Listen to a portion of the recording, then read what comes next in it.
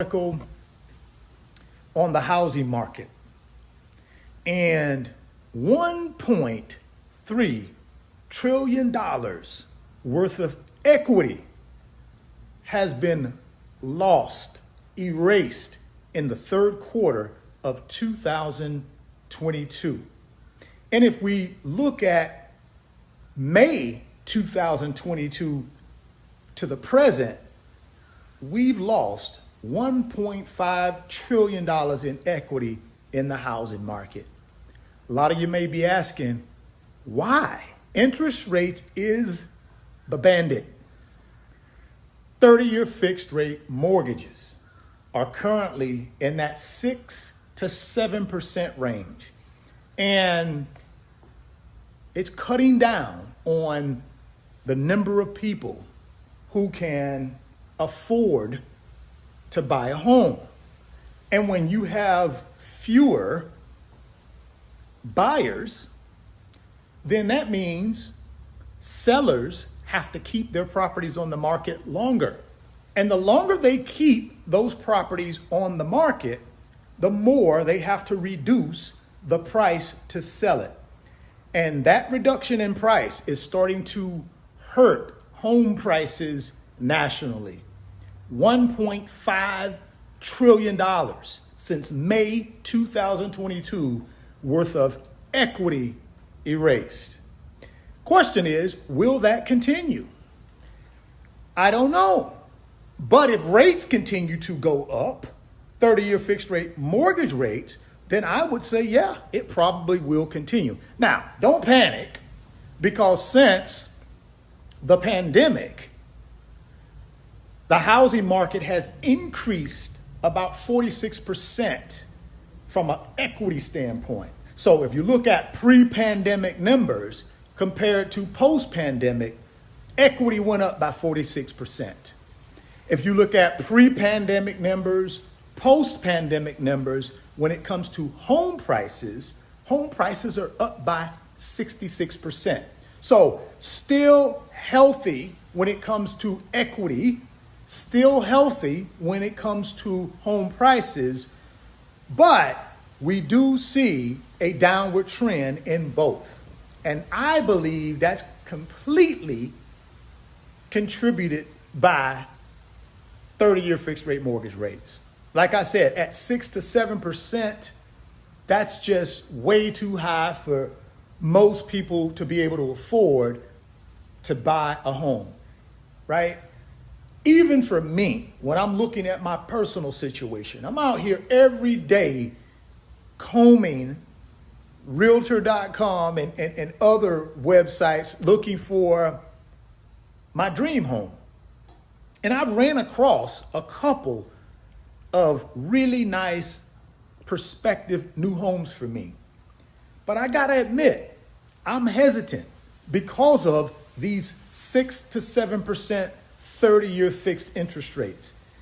When you look at the mortgage payment on the property that I'm looking at, the couple properties that I'm looking at, the mortgage payment at 3% is around $4,600 a month. The mortgage payment on those same two properties at 6% is around $6,500 a month.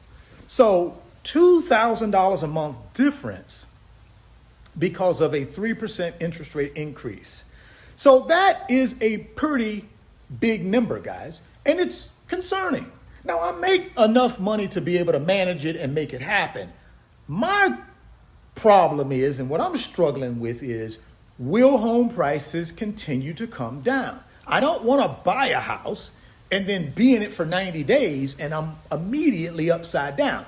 And that's sort of what's happening. Because when you look at homeowners who have a mortgage, who purchased their properties within the last 90 days, and now they are seeing some of those properties, they're upside down because prices are coming down. So if I'm paying at the peak and then all of a sudden prices continue to come down, 3% here, 5% here, they keep coming down, you don't have to be a PhD in mathematics to figure out you're going to be upside down in that new home pretty quickly, especially if you paid at the top of the market. 275,000 people are upside down now.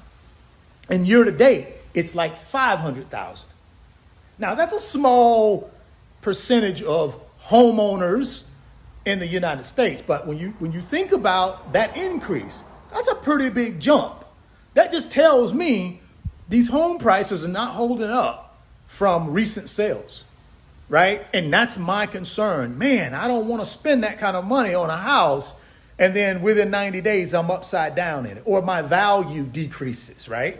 Of course, I'm going to put a down payment, so that'll protect me somewhat, right? I'm going to put 20% down, so that'll protect me. But when I'm talking upside down from my perspective, not really necessarily against the mortgage, but against what I actually paid for the house. So if I pay $1 million for the house, and then in 90 days, that same house is selling for $900,000, then I consider myself upside down in the house, right? I may not be upside down against the mortgage, but I'm going to be upside down against my purchase price. And that's what I'm concerned about. So that's been keeping me from really pulling the trigger. Like I said, I got 2 properties right now that I really, really like and I really want to buy. But I'm afraid, guys. I'm afraid to pull the trigger because of the uncertainty with home prices, because of the uncertainty with our economy, because of the uncertainty with 30-year fixed rate mortgage rates, right? Because those rates continue to increase, home prices are going to continue to decrease.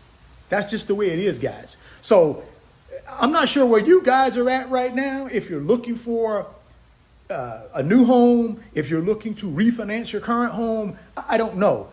But be careful. Make sure you weigh all the options. That's what I'm.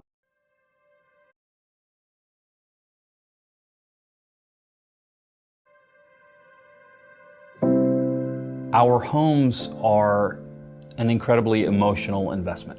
They are the place where we start and end every day. It's where I'm thinking, maybe I should just stay put where I'm at for a while. Even though I'm ready to get out of here, even though I found my dream house, is it a smart decision right now with all this uncertainty to take on such a large mortgage payment? Because I'm not going to pay cash. I'm going to still finance it because of what's going on in the market. I just think, why disrupt my investments right now? Just keep buying, but finance it until such time I decide I want to pay it off. But for right now, I would finance it. But that mortgage payment is huge. It's huge because I'm going to probably have to lock in on a 5/1 ARM, maybe at 5.75, 5.95, basically 6%. And my payment is going to be $2,000 higher than if I would have did this same loan a year ago at 3%. And that is hard to swallow. So drop me some comments, guys, and let me know what you think about what's happening with the housing market and home prices, what's happening with 30-year fixed rate mortgage rates. Do you believe they're going to continue to go up? Do you believe they may slightly come down? I think, again, man, it depends on what the Fed does, right? If the Fed keeps increasing short-term interest rates to fight inflation, to bring inflation down, I think 30-year fixed rate mortgages has nowhere to go but up because they are influenced by short-term interest rates. And every time the Fed hikes, you kind of get a hike in the 30-year fixed rate mortgage as well. But curious to know what you guys' thoughts are on that. So drop me some comments down in the comment box. If you want those 12 free stocks from Webull, click on that link down in the description box.